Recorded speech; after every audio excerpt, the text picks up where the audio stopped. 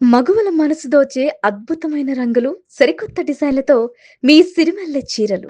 ఆంధ్రప్రదేశ్ 3 మహానగరాల సమాహారంగా మారబోతుంది. ఆల్రెడీ విశ్వ నగరాలంటూ అమరావతి, విశాఖపట్నం గురించి రాష్ట్ర ప్రభుత్వం చెబుతూ వచ్చింది. ఇప్పుడు గ్రేటర్ నగరాలుగా మలిచేటువంటి క్రమంలో విశాఖ విస్తరణ, విజయవాడకి సంబంధించి గ్రేటర్ స్వరూపం, తిరుపతి నగరాన్ని కూడా గ్రేటర్గా మలిచేందుకు ఏపీ సర్కార్ కసరత్తు చేస్తుంది. దీనికి ఆల్మోస్ట్ అధికార యంత్రాంగానికి గ్రీన్ సిగ్నల్ కూడా ఇచ్చేసింది. ఏ విధంగా మారబోతున్నాయి ఈ 3 నగరాలు ఒకసారి తెలుసుకునే ప్రయత్నం చేద్దాం. ఇది ఇప్పటివరకు ఉన్నటువంటి సమాచారం ప్రకారం చూస్తే మనం గతంలో కొన్ని వీడియోలు కూడా చేసాం. గ్రేటర్ విజయవాడ గురించి, గ్రేటర్ తిరుపతి గురించి చేసాం, అలానే గ్రేటర్ వైజాగ్ గురించి కూడా చేసాం. గ్రేటర్ వైజాగ్ ఆల్రెడీ గ్రేటరే, దాన్ని మరింత విస్తరించేటువంటి ప్రయత్నం చేస్తోంది రాష్ట్ర ప్రభుత్వం.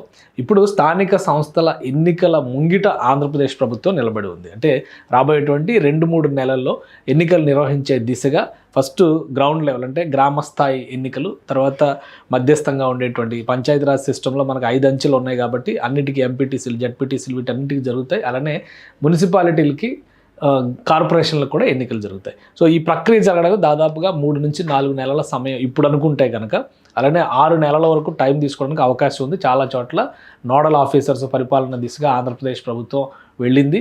ఆ ఆదేశాలు కూడా రాష్ట్ర ప్రభుత్వం జారీ చేసింది. కాబట్టి ఈ 3 నుంచి 5 నెలలలో ఈ ప్రక్రియ మొత్తం కంప్లీట్ చేసి 3 నగరాలని కూడా గ్రేటర్ స్వరూపాలుగా మలిచింది. ఆల్రెడీ గ్రేటర్ విశాఖపట్నం ఉంది. గ్రేటర్ విశాఖపట్నంలో మరొక 63 నుంచి 65 పంచాయతీలని విలీనం చేసేటువంటి అవకాశం ఉంది. చుట్టుపక్కల ఉన్నటువంటి గ్రామాల్లో 65 పంచాయతీల వరకు విశాఖలో విలీనం చేయడం ద్వారా, గ్రేటర్ విశాఖలో విలీనం చేయడం ద్వారా దాని పరిధిని మరింత పెంచాలని చెప్పని రాష్ట్ర ప్రభుత్వం భావిస్తుంది. కొత్తగా తీసుకున్నట్టు శివారు ప్రాంతాల్లో కొత్తగా వస్తున్నటువంటి ప్రాజెక్టులు, అక్కడ ప్రభుత్వం పెడుతున్నటువంటి ఫోకస్, వీటికి అనుగుణంగా ఈ విస్తరణ జరిగేటువంటి అవకాశం ఉంది. దాదాపు 63 పంచాయతీల మీద అయితే ఒక స్పష్టత వచ్చింది. మరొక 2 పంచాయతీలను కూడా పరిశీలిస్తున్నట్టుగా సమాచారం ఉంది. ఇక అదేవిధంగా తిరుపతి, విజయవాడ ఈ 2 నగరాలకి సంబంధించి చూస్తే కనుక 138 గ్రామ పంచాయతీలను ఈ 2 నగరాల్లో విలీనం చేసేటువంటి అవకాశం ఉంది.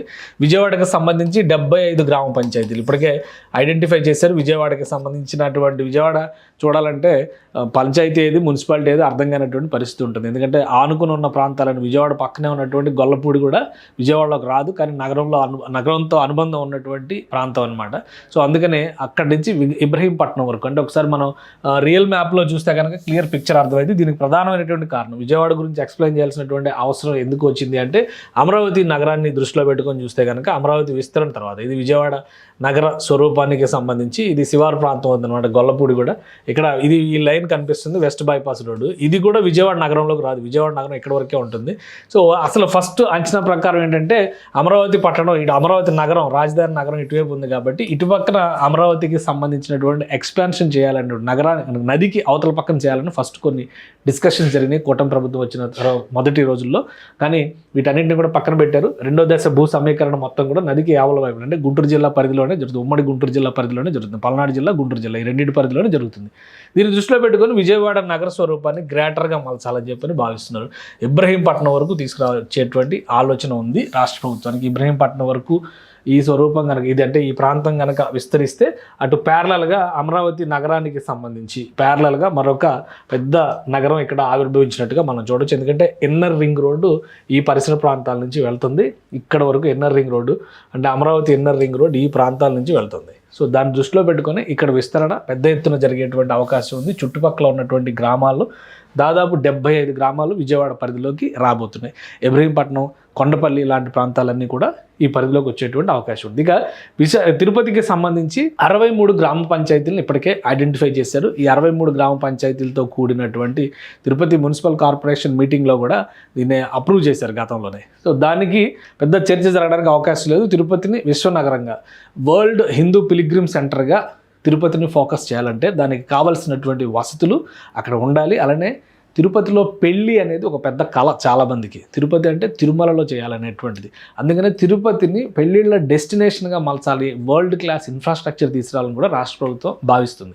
ఆ క్రమంలోనే తిరుపతి నగరాన్ని విస్తరించడం, ఆల్రెడీ ఎయిర్పోర్ట్ ఉంది, ట్రాన్సిట్ సిస్టమ్స్ ఉన్నాయి, రాబోయే రోజుల్లో బుల్లెట్ ట్రైన్స్ కూడా వచ్చేటువంటి అవకాశం ఉంది తిరుపతికి. కాబట్టి భవిష్యత్తును దృష్టిలో పెట్టుకొని తిరుపతిని మహానగరంగా మలచాలని చెప్పని భావిస్తుంది. దీనివల్ల వచ్చే అడ్వాంటేజ్ ఏంటి అంటే, అర్బనైజేషన్లో అడ్వాన్స్మెంట్ ఉన్నటువంటి ప్రాంతాలకి ప్రత్యేకంగా కేంద్ర ప్రభుత్వం పట్టణాభివృద్ధి శాఖ నిధులు ఇచ్చేటువంటి అవకాశం ఉంటుంది.